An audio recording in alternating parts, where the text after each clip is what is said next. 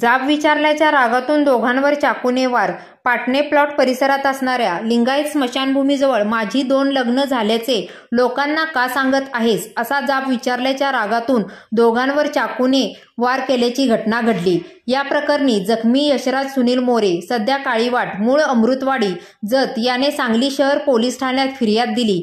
त्या फिर्यादीवरून पोलिसांनी हल्ला करणाऱ्या प्रथमेश उर्फ गोट्यामाळी, राहणार हरिपूर रोड, सांगली यांच्या विरोधात गुन्हा दाखल केला आहे. या हल्ल्यात स्वप्नील शंकर खांडेकर हा देखील जखमी झाला आहे. याबाबत अधिक माहिती अशी की जखमी यशराज मोरे हा मूळ जत तालुक्यातील रहिवासी असून सध्या तो आपल्या कुटुंबियासह शहरातील हरिपूर रोडवर असणाऱ्या काळीवाट परिसरात राहतो. बुधवार दिनांक 22 मे रोजी रात्री 8:30 वाजण्याच्या सुमारास हरिपूर रोडवरील लिंगायत स्मशानभूमीजवळ असणाऱ्या बाकड्यावर बसला होता.